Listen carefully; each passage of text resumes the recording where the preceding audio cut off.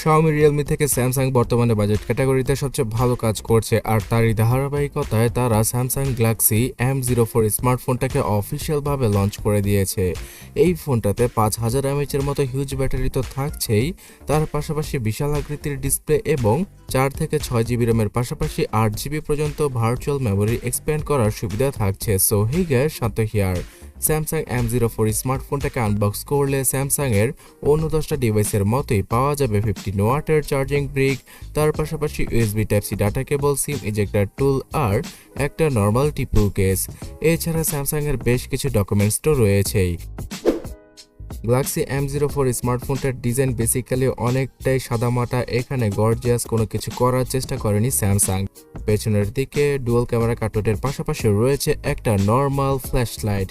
তাছাড়া এই স্মার্টফোনটাতে ইউজ করা হয়েছে 6.5 ইঞ্চির একটি বিশাল আকৃতির HD+ রেজুলেশনের ডিসপ্লে, যদিও কিনা স্যামসাং এখানে কোনো হায়ার রিফ্রেশ রেটকে ইউজ করেনি, বিকজ ফোনটার চিপসেট হায়ার রিফ্রেশ রেটের পাশাপাশি HD+ রেজুলেশনের ডিসপ্লেকে সমর্থন করবে না। তো অ্যাজ এ বাজেট ক্যাটাগরির ডিভাইস অনেকটাই সাদামাটা টাইপের ডিসপ্লেকে ইউজ করা হয়েছে স্যামসাং M04 স্মার্টফোনটায়। এই স্মার্টফোনটার সবচেয়ে ভালো ব্যাপার হচ্ছে গিয়ে এইখানে 128 জিবি পর্যন্ত ইন্টারনাল মেমোরিকে ইউজ করেছে স্যামসাং। 464 এবং 6128 এই দুইটা র্যাম রোম ভেরিয়েন্টের সাথেই আসে স্যামসাং M04 স্মার্টফোনটা। তাছাড়া এখানে সবচেয়ে বড় মজার ব্যাপার হচ্ছে গিয়ে 4 জিবি র্যামের সাথে আরও ভার্চুয়ালি 4 জিবি র্যামকে এক্সট্রা অ্যাড করার মাধ্যমে 8 জিবি র্যামের ফিলিংটা পাওয়া যাবে একদম বাজেট ক্যাটাগরিতে, যদিও কিনা সেটা আপনাদের তেমন বড় কোনো উপকারে আসবে না। তারপরও 6 জিবি এবং 4 জিবি র্যামের ভেরিয়েন্টটা পারচেস করলে আপনারা সর্বোচ্চ আরও 4 জিবি র্যামকে অ্যাড করার মাধ্যমে 8 জিবি থেকে শুরু করে 10 জিবি র্যাম পর্যন্ত ইউজ করতে পারবেন এই ফোনটায়। এবং দুইটা সিমের পাশাপাশি একটা SD কার্ডকে ইউজ করা যাবে এই স্মার্টফোনটাতে 1000 জিবি পর্যন্ত। দুইটা 4G সিমকে এই ডিভাইসটাতে ইউজ করা পসিবল হবে। 5G কোনো কানেক্টিভিটির সুবিধা রাখেনি স্যামসাং এখানে। এছাড়া এই স্মার্টফোনটার ডিসপ্লে অনেকটাই সাদামাটা টাইপের হলেও স্যামসাংয়ের কালার ক্যালিব্রেশনের মাধ্যমে কিছুটা পাঞ্চি কালার মানে ভিভিড কালার শো করবে ফোনটার ডিসপ্লের আইকনগুলো। আর এখানে One UI এর একটা কোর ভার্সনকে ইউজ করেছে স্যামসাং। One UI 4.0 কোর ভার্সনের পাশাপাশি Android 12 কে দেখতে পাওয়া যাবে এই ফোনটায়, এবং আগামী 1 বছরের অ্যান্ড্রয়েড আপডেটের সাথে আরও 2 বছরের One UI এর আপডেটটা প্রোভাইড করবে স্যামসাং এখানে। তার মানে দাঁড়াচ্ছে গিয়ে জানুয়ারি থেকে ফেব্রুয়ারি মাসের মধ্যেই এই ফোনটাতে চলে আসবে অ্যান্ড্রয়েড 13 এবং One UI 5, যেটা কিনা কালারফুল একটা UI এবং সেখানে ব্লোটওয়্যারকে অনেকটা কম করে অনেক সিম্পলভাবে সাজানো হয়েছে সেই ইউআইটাকে। যদিও কিনা স্যামসাং M04 স্মার্টফোনটাতে আপনারা অত বেশিও ফিচার পাবেন না এই স্মার্টফোনটার ইউআইতে মানে ইউজার ইন্টারফেসে, তারপরও যাতে করে ফোনটা হ্যাং এবং ল্যাগ না করে এই কারণেই লাইট ওয়েট একটা ইউআই অথবা অপারেটিং সিস্টেমকে ইউজ করা হয়েছে স্যামসাং M04 স্মার্টফোনটায়। তো সফটওয়্যার এক্সপিরিয়েন্সগত ক্ষেত্রে এই ফোনটা 10-এর মধ্যে 8 পেতেই পারে। তাছাড়া এই স্মার্টফোনটাতে ইউজ করা হয়েছে 13 মেগাপিক্সেলের ডুয়াল ক্যামেরা সেটআপ। পেছনের দিকে 13 মেগাপিক্সেলের প্রাইমারি ক্যামেরার পাশাপাশি 2 মেগাপিক্সেলের একটা ফালতু ডেপ্থ ক্যামেরাকে ইউজ করেছে স্যামসাং, যাতে করে ফোনটার ডিজাইনটা সুন্দর রাখা যায়। তাছাড়া অন্য কোনো কাজে আসবে না এই ডেপ্থ ক্যামেরাটি। 13 মেগাপিক্সেলের ক্যামেরাটি দ্বারা আপনারা মোটামুটি ভালো লেভেলের ছবিগুলি তুলতে পারবেন। ফোনটাতে পোর্ট্রেট মোডের পাশাপাশি স্লো মোশন আর নাইট মোডের ফিচারটাও পাওয়া যাবে। তাছাড়া এই স্মার্টফোনটার ফ্রন্টে রয়েছে একটা সাদামাটা টাইপের 5 মেগাপিক্সেল রেজুলেশনের সেলফি ক্যামেরা, যেটা দ্বারা কিনা অনলাইন ক্লাস করা অথবা ভিডিও কলে কথা বলার ক্ষেত্রে কাজে আসবে। আর এই 5 মেগাপিক্সেলের সেলফি ক্যামেরা কিন্তু Xiaomi এবং Realmeর সেলফি ক্যামেরা থেকে কিছুটা বেটার এবং ভালো ডিটেলস দিয়ে দেবে। তো ক্যামেরা কোয়ালিটির কথা বলতে গেলে একটা বাজেট ক্যাটাগরি ডিভাইস থেকে যেমনটা আশা করা যায় তেমনই বিলো এভারেজ টাইপের ক্যামেরাকে ইউজ করেছে স্যামসাং এখানে।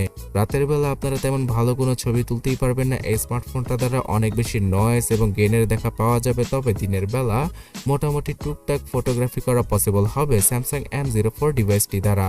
এই ডিভাইসটিতে রয়েছে 5000 mAh মতো হিউজ ব্যাটারি, যেটা দ্বারা কিনা HD+ রেজুলেশনের ডিসপ্লে থাকার কারণে প্রায় 1 থেকে 2 দিনের মতো ব্যাটারি ব্যাকআপ ইজিলি পাওয়া যাবে M04 স্মার্টফোনটায়। তবে এখানে 15 ওয়াটের চার্জিং স্পিডের জন্য আপনাকে প্রায় 2.5 ঘন্টার মতো ওয়েট করতে হবে ফোনটাকে ফুলি চার্জ করতে। মানে দাঁড়াচ্ছে 2 থেকে 2.5 ঘন্টা সময় লেগে যাবে ফোনটাকে চার্জ করতে, আর একবার চার্জ হয়ে গেলে অবশ্যই আপনারা লং ব্যাটারি ব্যাকআপ পেয়ে যাবেন।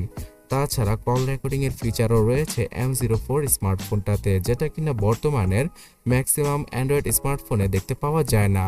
আর যদি পাওয়া যায় তাহলে সেখানে কল রেকর্ড করার সময় অপর প্রান্তের ব্যক্তি জেনেই যায় যে আপনি তার কলটি রেকর্ড করছেন। সো বন্ধুরা, সবকিছু জেনে ফেললাম, তবে ফোনটার চিপসেট সম্পর্কে জানানো হলো না। এবার আর এক্সিনোসের ফালতু প্রসেসর নয়, মিডিয়াটেকের একদম বাজেট ক্যাটাগরির মিডিয়াটেক P35কে ইউজ করা হয়েছে স্যামসাংয়ের এই স্মার্টফোনটাকে চালানোর জন্য।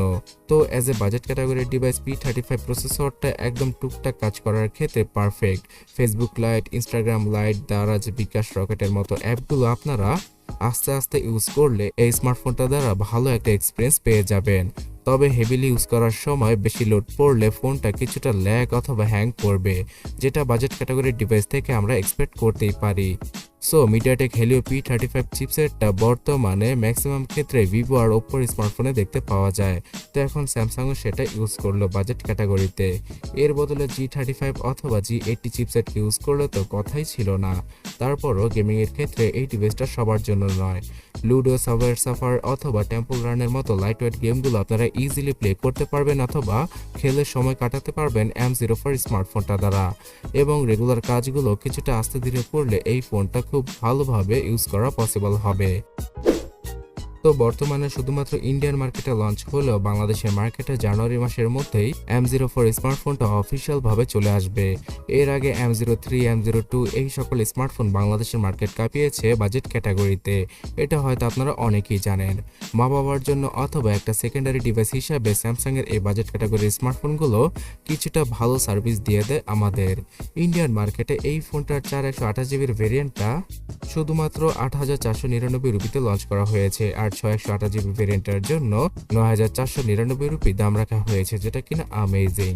Xiaomi, Realme কে সাইডে ফেলে স্যামসাং বর্তমানে ভালো স্মার্টফোনগুলোই বাজেট ক্যাটাগরিতে নিয়ে আসছে।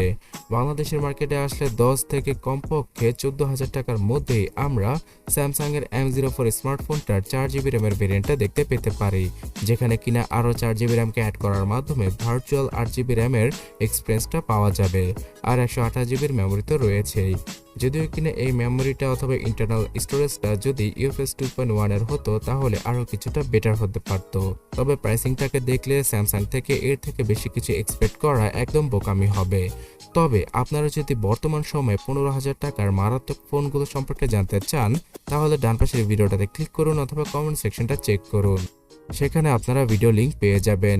আর পরবর্তী ভিডিও পাওয়ার জন্য সাবস্ক্রাইব এবং ফলো করে আমাদের সাথেই থাকুন। ধন্যবাদ।